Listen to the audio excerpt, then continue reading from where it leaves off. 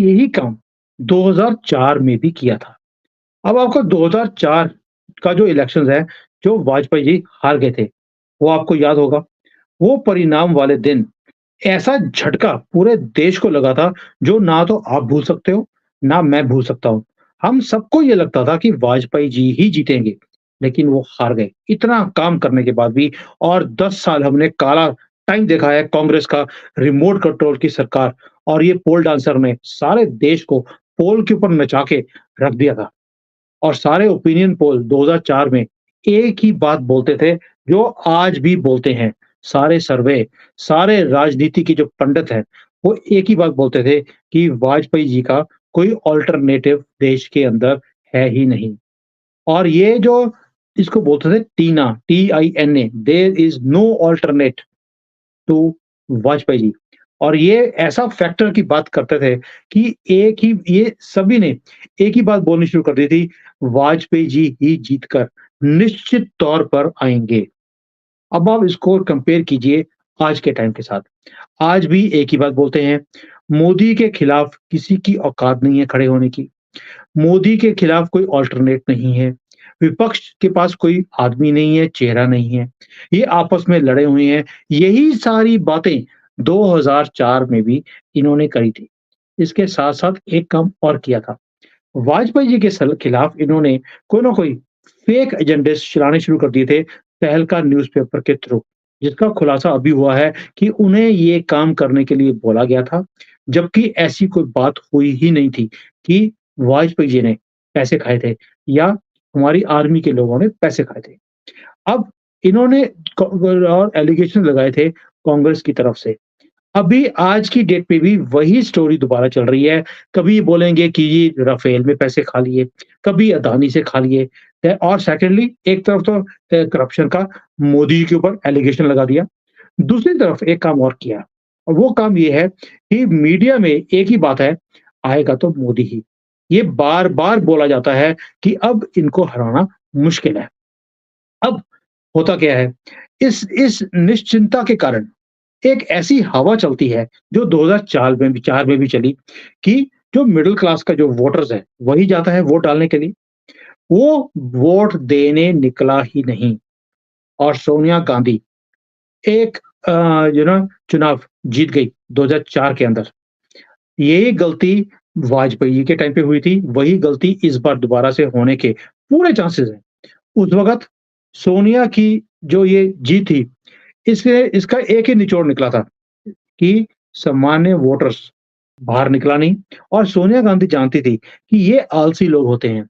अगर इन्हें पता लग जाए कि भई हमारा नेता जीतने वाला है, वो बाहर निकलता ही नहीं है और इसलिए इन्होंने एक ऐसी हवा निकाली बाहर कि भई आपको बाहर निकलने की ज़रूरत ही नहीं है, आपका नेता तो जीता पड़ा है और यही काम ये अभी भी कर रहे हैं मोदी जी के लिए।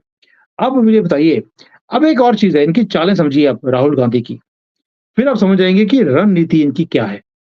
पहले इन्होंने बोला कि वाराणसी में प्रियंका वाड्रा वो खुद चुनाव लड़ेंगी मोदी के खिलाफ। ये इन्होंने खबर को फैला दिया। फिर जिस दिन मोदी जी का रोड शो था वाराणसी में, उससे 1 दिन पहले प्रियंका के पीछे हटने की घोषणा कांग्रेस ने कर दी और ये दिखा दिया कि कांग्रेस मोदी से डरी हुई है और एक ऐसा संदेश दिया वोटर्स को कि आएगा तो मोदी ही। अब ये क्या हुआ? इसके साथ-साथ इन्होंने क्या किया, जो पिछली बारी इनका जो नेता हारा था, अजय राय, उसको खड़ा कर दिया मोदी के खिलाफ, उसकी घोषणा कर दी। सपा है, बसपा है, इन्होंने भी काशी में जो मेयर के चुनाव हैं, उसमें हारे हुए उम्मीदवार को खड़ा कर दिया। आप देखते जाइए सारी इनका गेम प्लान कैसे चल रहा है।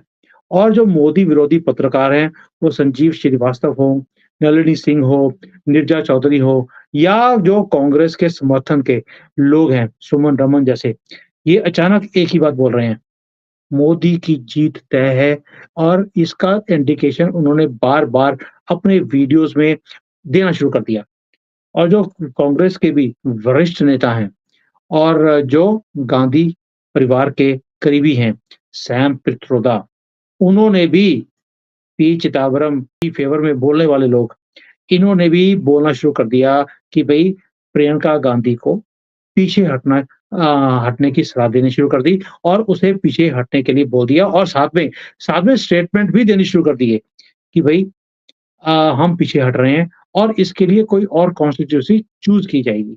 यानी कि ये संदेश देने की कोशिश कर रहे हैं कि प्रियंका और कांग्रेस मोदी से डरी हुई है क्योंकि मोदी ने जीत कर आना ही है। अब सवाल ये है कि क्या ये सब कुछ अचानक अपने आप हो रहा है या फिर कोई योजना के तहत ये सारे जो चुनावी रणनीति है, उसका ये पार्ट है, ताकि जो वोटर्स है, वो खुश हो जाए और वो खुशी-खुशी में वोट देने जाए ही नहीं। क्या ये वो प्लान नहीं है जो 2004 में भी ये सफल हो गए थे और ये प्लान सोनिया गांधी का खुद का बनाया हुआ था। पप्पू के तो बस की बात नहीं है प्लान्स को बनाना, ये सोनिया की चाल थी। अब याद रखिए, जो वाजपेयी थे, वो इसलिए नहीं हारे थे कि वो पॉपुलर नहीं थे, बल्कि वो इसलिए हारे थे कि जो मिडल क्लास वोटर है, उसको जीत निश्चित दिखी और वो छुट्टियाँ मनाने चला गया और वोट देने निकला ही नहीं। और जो मोमिन थे, उन्होंने अपना नेता चुन लिया, जिसका नाम था सोनिया गांधी।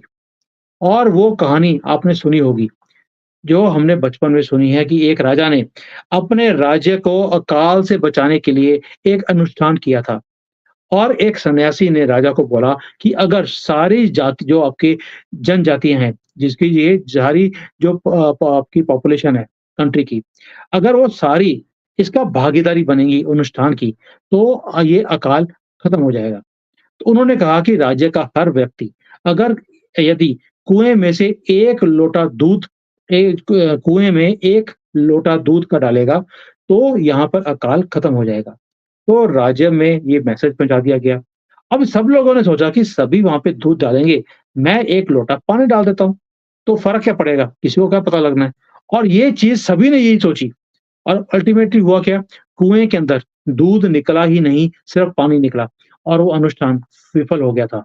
यही सोचकर कांग्रेस यही सोच पैदा भी कर रही है और ये पैदा करना भी चाहती है कि मोदी की सरकार तो निश्चित ही आएगी। फिर यदि एक आदि आदमी वहाँ पर वोट देने नहीं भी जाएगा, तो क्या फ़र्क पड़ता है? ये लोगों के दिमाग में ऑलरेडी आना शुरू कर दिया। कई लोगों से मेरी बात हुई है, वो बोलते हैं यार आएगा तो मोदी ही, आप चिंता क्यों करते हो? चिंता इसलिए है बिकॉज़ ये जो षड्यंत्र है, पप्पू का, पोल डांसर का, ये आप समझ नहीं पा रहे हो।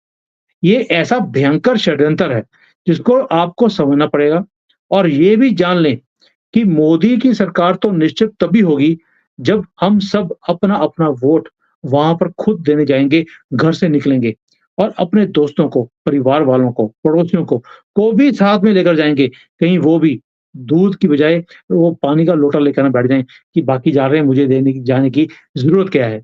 आपको अपना-अपना 1 लोटा दूध इस यज्ञ में डालना ही पड़ेगा। अगर आप राष्ट्र के लिए ये राष्ट्र के लिए या एक कर्तव्य आपके दिमाग में है क्योंकि वोट देना भी एक देशभक्ति है, वो भी एक हमारा कर्तव्य है। मेरी बात आपको ना आज गाँठ बाँधनी पड़ेगी आपको कि भई जो 2004 में हमने गलती करी, उसके कारण 10 साल हमने काला टाइम देखा और देश हमारा कभी भी लुढ़क सकता था, फ्रेजाइल 5 में आ गए थे हम लोग। और ये देश का ये हाल था कि दुनिया ने जो सक्सेस स्टोरी थी भारत की, उसको सोचना ही बंद कर दिया, हमारी तरफ देखना बंद कर दिया और उन्हीं 10 सालों में चाइना 3 ट्रिलियन से 15-16 ट्रिलियन पे पहुँच गया। आप सोच के देखिए, जितना-जितना भारत को इन्होंने कमज़ोर किया, उतना ही इन्होंने कांग्रेस ने चाइना को शक्तिशाली बनाया और आज चाइना आँख में आँख डाल कर बात करता है पूरी दुनिया के साथ। क्यों? क्योंकि वो नींव उसकी स्ट्रॉन्ग बन गई उस 10 सालों में। दोस्तों, ये जो षड्यंत्र है, ये इतना भयंकर है, इसको समझें और अपने आप को निश्चित करने से जो अपने दिमाग में आपने निश्चित कर लिया कि चिंता मत करो, आएगा तो मोदी ही। इस कीड़े को आपको बाहर निकालना पड़ेगा क्योंकि ये इतना बड़ा षड्यंत्र है, ऑपोज़िशन की तरफ से, स्पेशली कांग्रेस की तरफ से और हमारे लिब्रांडुओं की तरफ से। आपको राष्ट्रवादी जितने भी चैनल्स हैं, वो आपको आगाह करने के लिए लगे हुए हैं। मेरी और कितने चैनल वालों से बात होती है, सभी एक ही बात कर रहे हैं कि जो लोगों के दिमाग में ये बात आती जा रही है कि आएगा तो मोदी ही, इसे बाहर निकालने के लिए हम लोग काम कर रहे हैं और आप इस षड्यंत्र में फँस मत जाना, ये मेरी गुज़ारिश है। और अगले व्लॉग में मैं दोबारा बात करूँगा पप्पुओं के और षड्यंत्र की, जो ये रच रहे हैं या रचने वाले हैं। तब तक जय हिंद, वंदे मातरम, जय श्री राम।